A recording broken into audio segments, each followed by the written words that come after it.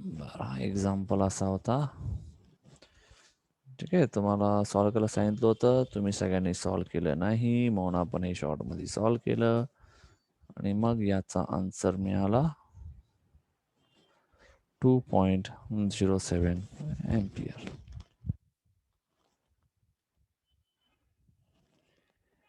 ठीक आहे, तर हा होता तुमचा मेश ॲनालिसिस.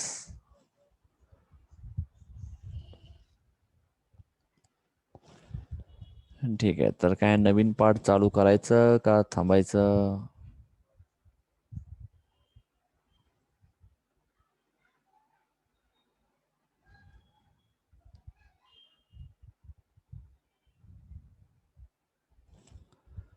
आजच सांगा, वेळ लावू नका सांगायला.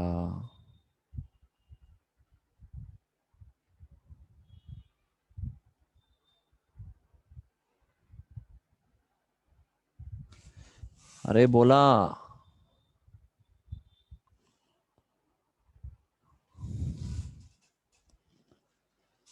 हो काय, नवीन चालू करायचं का थांबायचं असं विचारतोय मी. नोडल अनालिसिस चालू करायचं का थांबायचंय? कळलंय तुम्हाला, ते माहिती आहे मला. हो, करू न्यू स्टार्ट. ठीक आहे, तुम्ही म्हणाल तसं.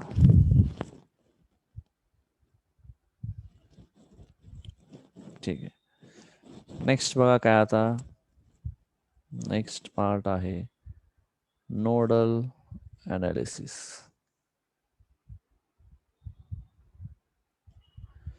ठीक आहे, मेशपेक्षा काय म्हणतो आपण, सोपा किंवा काय म्हणून मला आवडणारा म्हणजे हा नोडल ॲनालिसिस आहे. ठीक आहे, एकदम सोपं, काय नसते, काय म्हणजे काय नसते यामध्ये, एकदम सोपं असतंय. आता आपण केबल सॉरी मेश कुठं वापरायचो, आपण मेश ॲनालिसिस कुठं वापरायचो? पर्टिक्युलर मेशवर, बरोबर. तर नोडवर कुठं वापरायचं? तर सिम्पल नोडवर. झालं, संपला सिलेबस इथंच.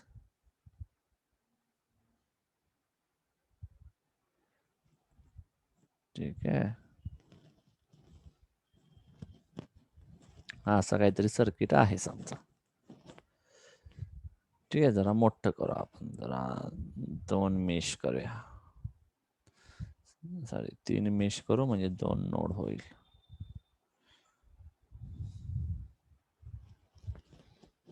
ठीक आहे, हा नोड 1, नोड 2, हा R1, R2, R3, R4 आणि R5. ठीक आहे, तरी आता आपलं काम काय, सगळ्यात पहिला स्टेप बाय स्टेप तुम्हाला सांगूयात काय करायचंय. पहिलं काम काय, तर यामध्ये नोड्स फाइंड करायचे. तर किती नोड्स आहेत टोटल?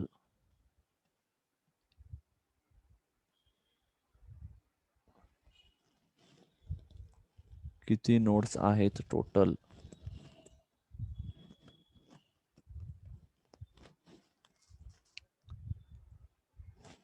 बोला रे बोला. सानिका, फक्त 2?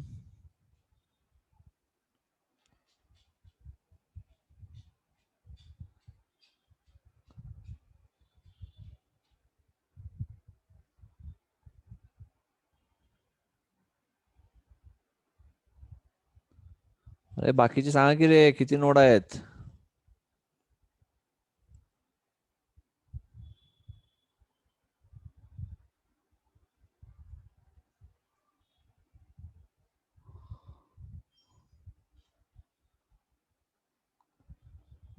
दोन, दोन, दोन. ठीक आहे, तर नोड मार्क करा पहिला. समजा याला म्हटला नोड 1, याला म्हटला नोड 2. आपण आधी काय करायचो, नोडला करंट आपण करायचो. नोडला व्होल्टेज असेल, मग या नोडचा व्होल्टेज V1 मानायचा, या नोडचा व्होल्टेज V2 मानायचा.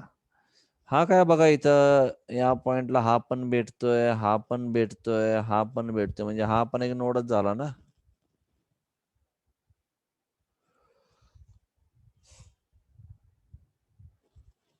कळलं का? हा पण नोड झाला का नाही?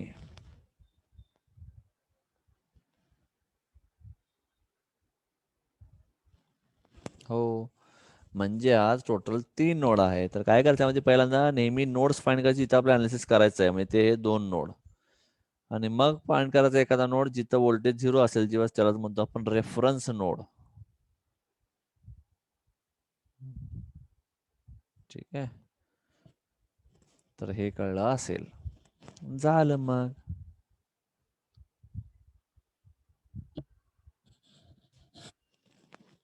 आता काय करणार 2 नोड आहेत. अनालिसिस करण्यासाठी 2 नोड आहेत. हा एक रेफरन्स नोड आहे काय असेल तो. मग ते जे 2 नोड आहेत तिथं आपल्याला आता अनालिसिस करायचं आहे. कसला? नोडलचा अनालिसिस करायचा आहे.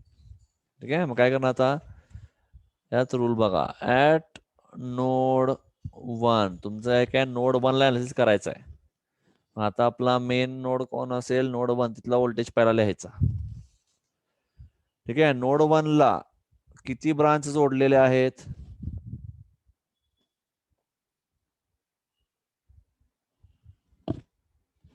अरे दिसतंय का नाही समोर? 3. त्या तिन्ही ब्रांचचा रेजिस्टन्स उलटा करून लिहायचा. म्हणजे इथला रेजिस्टन्स 1/R1, इथला रेजिस्टन्स 1/R4, इथला रेजिस्टन्स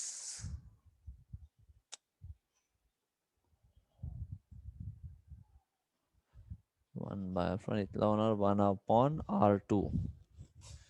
कळलं? पहिल्या काय करायचं? ज्या नोडचा अनालिसिस करायचं त्या नोडचा व्होल्टेज घ्यायचा आणि त्याला जोडलेले सगळे ब्रांचेस, त्या ब्रांचमध्ये सगळे रेजिस्टन्स उलटे करून लिहा. फक्त कंडिशन काय? त्या ब्रांचमध्ये कुठंही करंट सोर्स नसावा.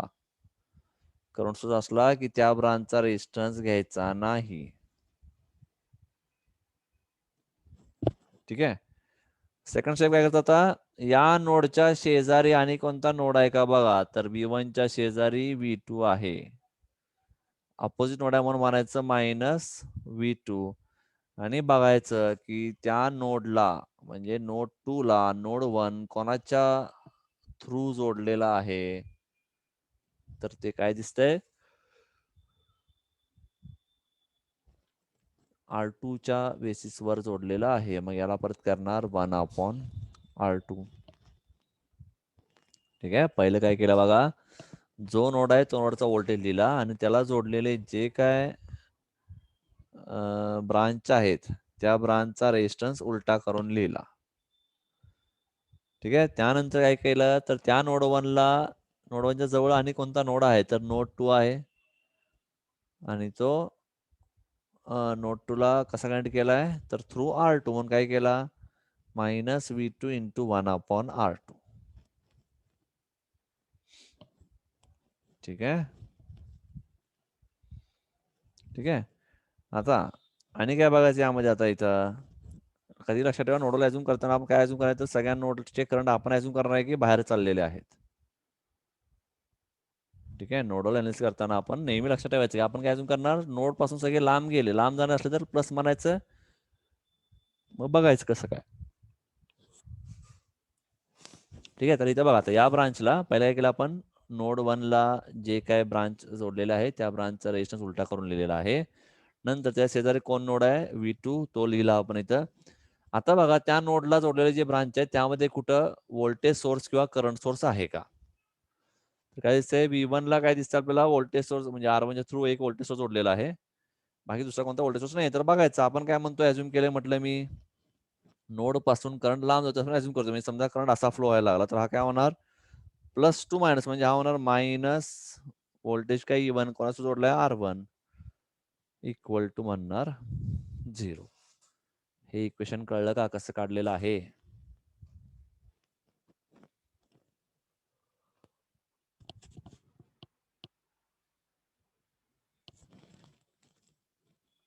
हे इक्वेशन कळलं का कसं काढलेलं आहे?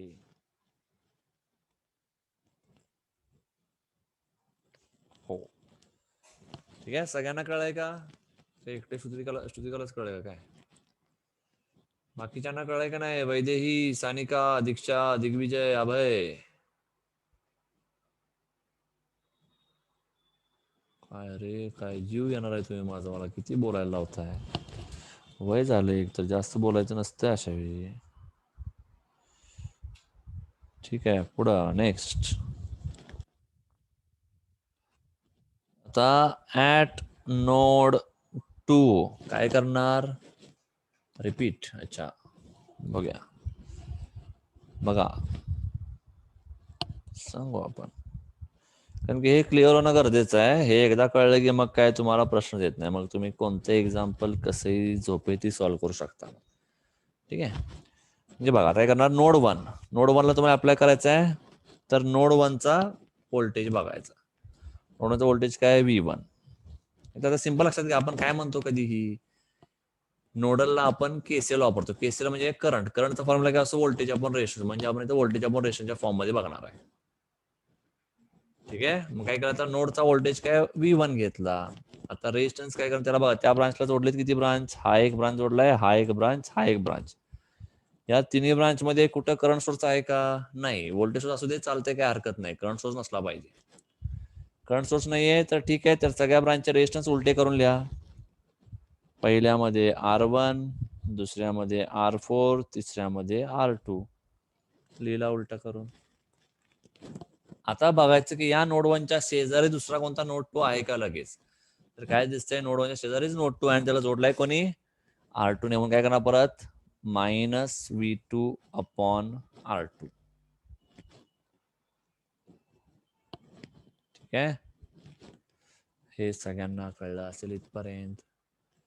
आता बघायचं त्या नोडला जे ब्रांच जोडून जे ब्रांच आहे त्या ब्रांच मध्ये कुठंही काही सोर्सेस आहेत का, व्होल्टेज किंवा करंट. जर काय दिसतंय, व्होल्टेज सोर्स आहे, व्होल्टेज सोर्स, मग बघा तो मायनस का प्लस बघायचा. आपण काय म्हणतो, नोड पासून लांब चालला अज्युम करा, मग लांब चाललाय, हा आला खाली, +2 मायनस होते, म्हणून म्हणणार मायनस काय voltage E1 divide by resistance काय त्या नोडला जोडलाय कशाने, तर R1 ने.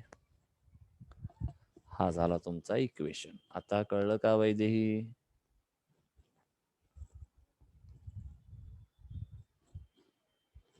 हो.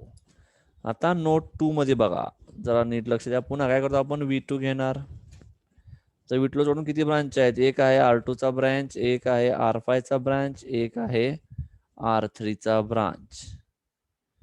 आता काय म्हणतो आपण, यामध्ये या सगळ्या ब्रांचचे रेजिस्टन्स उलटे करून लिहायचं. फक्त कंडिशन काय, त्या कोणत्याही ब्रांच मध्ये करंट सोर्स नसावा. तर काय दिसतंय, या ब्रांच मध्ये करंट सोर्स आहे, त्यामुळे हे सोडून या दोन रेजिस्टन्सचा उलटा करून घेणार, म्हणजे 1/R2 प्लस 1/R3. ठीक आहे, हे सगळ्यांना कळलं असेल. आता बघा या नोटला जवळ कोणता नोट जोडलाय का, तर जोडलाय V1, तर काय म्हणणार परत, -V1/R2. ठीक आहे, आता काय बघतो आपण परत, की या नोडला जे काही ब्रांचेस इथं कुठं सोर्सेस आहेत का, व्होल्टेज किंवा करंट. काय दिसतंय इथं, करंट सोर्स आहे. आपण म्हणतोय बाहेर चाललाय, पण तो करंट आत यायला लागला, याला काय होणार, -I1 = 0.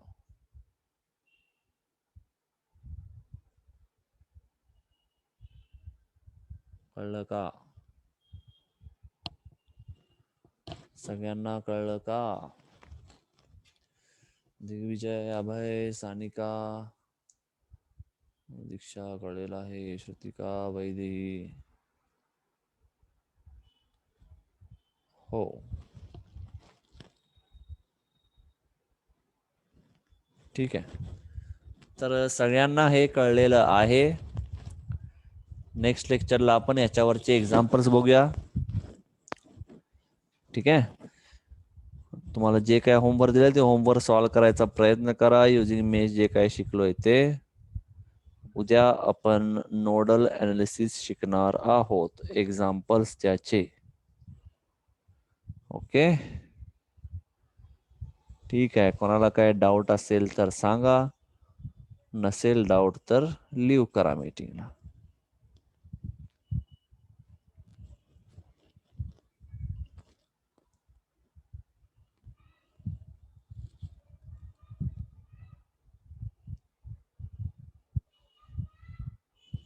ठीक आहे, एंड करूया इथं.